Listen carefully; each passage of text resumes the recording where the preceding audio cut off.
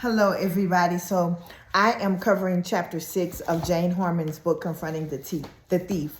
And chapter 6 is on taking back our purpose. And so when this chapter opens up, Jane Harmon is sharing a message that she received from God, that she was not going to go to the traditional college that she had initially thought she would go to, but that she would actually go to ministry college. She would minister the gospel. She would marry early. She would meet her husband, and that sometimes they would tag team together in ministry, that he would also preach, and then she would preach as well. And so this was very interesting for her because she said that there were no women operating in ministry at that time that God gave her that directive, right? And so she came back with, I had to question God. I had to ask God if he would show her or give her an example of a woman who was doing something similar to what it is that he had called and purposed for her to do. And so then she goes on to say that God's response was, there's nobody currently doing it, right? There's no one that's doing what I have called you to do. I am going to position you to do a new thing, right?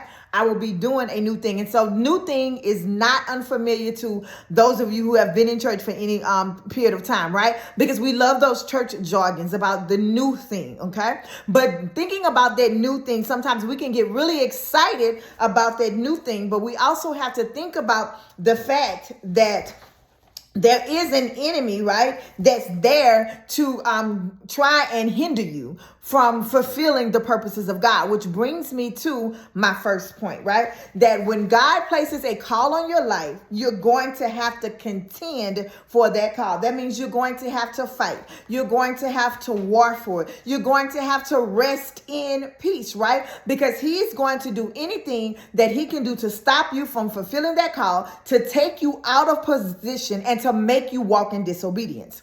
And so one of the things that she was saying is that the enemy does not care about you having money. He doesn't care about the houses or any of the possessions that you can accumulate here on earth. He is more concerned with snatching you out of line and out of the will of God, because then he will be able to say that he robbed you of one of the most important things in life, which is, according to the author, God's prophetic purpose. And so point number one, when God calls you to something, right, you're going to have to contend for it. There's going to be opposition, which brings me to point two. There is a price to pay. And I know we know this. We say this all the time, but here's the key. We know this, but then sometimes in the middle of the journey, right, we tend to fall off. We tend to slow down, or we tend to dumb down, or we draw back. And sometimes, depending upon the level of trauma that you've experienced, we may never even get started because we remember what it was like the last time, right? Or sometimes we can doubt the voice of God because we're going through struggles and challenges in the midst of our disobedience. And so here's what she says, that there is a price to pay. And just because God speaks to you about something, it does not guarantee that the fulfillment is going to be easy. You're going to have choices that you have to make, right? There's going to be people you have to forgive along the way. There's going to be finances that you have to sacrifice. But here's the key.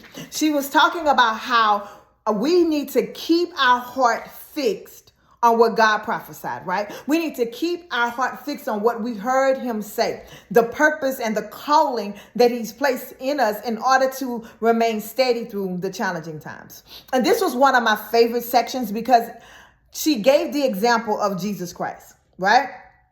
And so what is it that kept him rooted? What is it that kept him focused? We're like, oh, well, he was Jesus. Well, listen, we know that he went through some moments of testing, right? But she's talked about Hebrews 12:2, where it says that, Jesus suffered, he bled, he died, but for the joy that was set before him, he endured the cross, despising the shame. And so what does that look like? Because he knew that there was a people that needed redemption, right? Because the love that he had for people, understanding the obedience in his role as Christ, right? Fully God, fully man, that there was something that needed to happen in order for the people to have a way of escape from death. And so that's what pushed him and spurred him and encouraged him. And so what this particular section is referring to is your why, right? That why may simply just be because you love God and you know that walking in obedience and in his will is the safe space. Because unlike Christ, he knew the message, right? He knew the end of the road. He knew the reason why he was called to do something, because he was God and he wrapped himself in flesh, right? And he came down to fulfill the purpose so that the people could have a way of escape and redemption, right? But here's the thing. We may not always know the end result. We may not always know our why. God doesn't give all the pieces of the puzzle when he calls and purpose us to do something. But if you keep your heart steady in the midst of it and understand the sacrifices and the challenges that are there, then that will help to keep you in line and keep you from stalling out and keep you in line with obedience, right? And so that is our second point. So our first point is that the enemy, you're going to have to contend for it, because the enemy is going to come in to try and disrupt some things, right? And then the second point is that there is a price to pay. But if we keep our heart focused on the fact that God called us to do this and that he's not going to set us up for failure, but he is designed to, he wants us to succeed. He wants us to accomplish what it is that he set before us, then that would help to keep our hearts steady. And so that was the second point from the chapter of taking back our purpose. And so the other thing that I want to talk about is point number 3, which is self-sabotage. And so she didn't put it so much as self-sabotage in the book, but as I was reading through, I realized that this was a great way to explain what she was saying. And so she gave the example of what self-sabotage looked like through the prophet Samuel. And so we know that there was a time where the people wanted a king, right? And so they were asking for a king. And so the prophet Samuel was warning them that just because you desire a king does not mean that it's the best for you. And so you know how that worked, that it didn't work out. They said that you're going to be slaves to them. It's not going to be what you seen, but they wanted it anyway, right? And so what the chapter is saying is that there's going to be times where we think we need certain things to fulfill the promise, but the very thing that we think we need, right? It's what's going to enslave us. Our own tools, our own gifts, our own ability, our own stubbornness, our own mindset, right? Our own knowledge, right? Our previous successes can all become tools for the thief to keep us from fulfilling our prophetic purpose. And so I'm almost done, but I thought that was good. Point number 3, self-sabotage. So we want to be mindful of our own desires and the things that we want, and make sure that we're staying in line with the will of God, and like they say, not leading to our own understanding. And so that's point number 3. And so our next point is God is the God of a comeback. He's the God of a comeback. And so one of the definitions for the word recovery is comeback. And so we know that we are human. We know that we struggle. We know that there's going to be times where we're going to doubt, that we're going to speak things out of our mouth that sometimes can stall or twist our destiny, because we know our words have power. But the good thing is that God is the God of a comeback. And so I like the example that she gave about Peter, and how God gave Peter a second chance, even after he denied God in the hour of need. But Peter repented, and he recovered. He repented and he recovered his prophetic purpose. And so what happened? Yes, we know he cursed God and he denied God and he did all of those things. But when he repented and recovered, then that positioned him to go on to lead thousands to Christ, right? It positioned him to pioneer and start a New Testament church, right? So she says that God chose a fearful failure and turned him into a powerful preacher. And so that is a moment of encouragement for those of you who feel like you've been on the path and you've messed up. Those of you who feel like it may be, too late, or other people have seen how you may have strayed, or they've been waiting on you and you still haven't done anything, that God is a God of a comeback, not just a second chance, right? But as many opportunities that we need. And so we want to always remember to not go our own way, right? So that the robber will not succeed in keeping us from our destiny. We want to always also keep in mind that it's not going to always be easy, right? Success and blessings are not just automatic because God has spoken them and said that this is what you're going to do. It's predicated on your obedience. It's predicated on your heart posture and remaining steady in the time of adversity.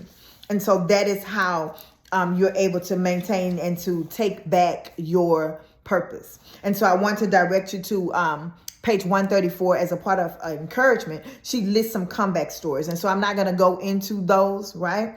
But I am going to just direct you there because what she referenced in this chapter is that the Bible is full of comeback stories, right?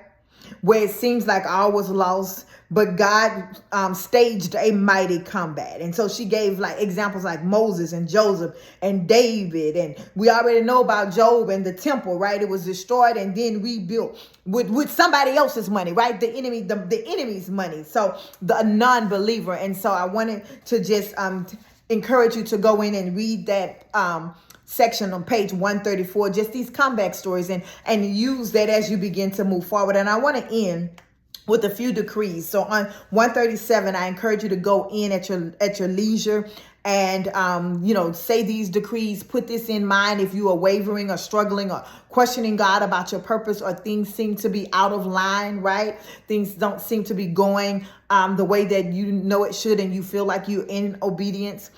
These are some good confessions. On page 136 are some good decrees.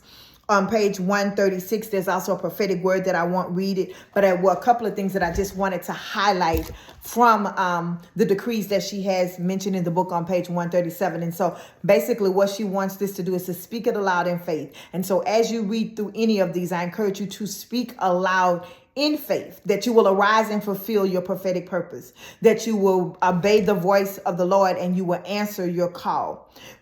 You are asking for deliverance from any curse that's resulting from your bad choices.